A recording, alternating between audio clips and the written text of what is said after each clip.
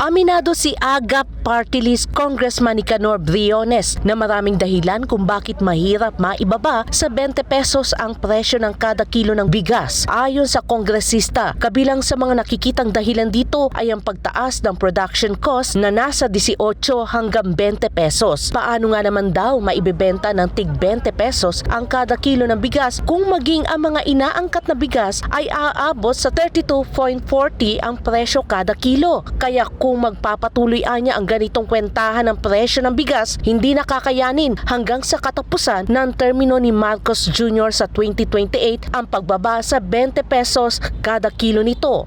Palagay ko hindi kakayanin sapagkat sabi ko nga maging realistic tayo. Yung 40 pesos mukhang pwede na meron pa isasubsidize ang government diyan. Pero pag pinilit mo ng 20 pesos, na ang isasubsidize mo ay more than 20 pesos din. Ang maapektuhan din ay pondo ng gobyerno. Sinabi din ni Briones na kung pipilitin na ibaba sa 20 pesos ang kada kilo ng bigas gaya ng campaign promise ni BBM, baka muling maulit na mabaon sa utang ang NFA na daang-daang bilyong piso. Sa kabilang banda, ipinaliwanag ng party list lawmaker na kahit maganda pa ang ani at tulong na ipinagkaloob sa mga magsasaka kung patuloy ang pagmamanipula ng mga smuggler, profiteer, hoarder at cartel, ay walang mangyayari sa iba't ibang uri ng batas na maaaring itutulong sa mga magsasaka. Aminado din ang AGA Party List simula nang umupo ang Marcos Jr. administration ay wala pang nahuhuling smuggler. So far, alam naman ninyo, walang nakukulong, walang napaparusahan. Paano titigil ang hoarding, ang profiteering, ang cartel, ang smuggler? Walang nasasampulan eh. This time, gising na tayo. Alam na natin ang problema, paulit-ulit. Pero, walang nangyayari.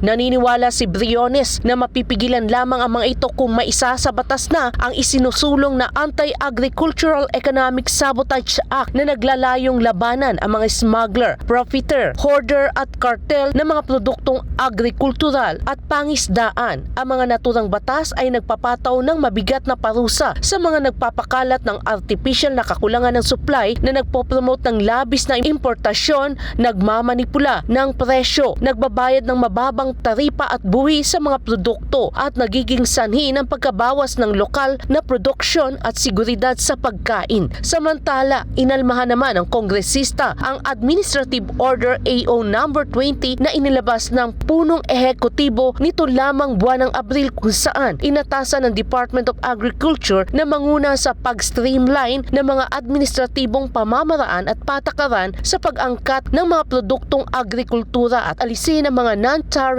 barriers. Sinabi din ni Briones na nalulungkot sila at sana man lang binigyan ng pagkakataon na konsultahin ang mga magsasaka bago inilabas ang naturang AO. Nagtataka ako kasi kami pag magdadrop din ng administrative order, gusto namin lahat ipabor sa aming farmers. Ito lahat ay pabor sa importer.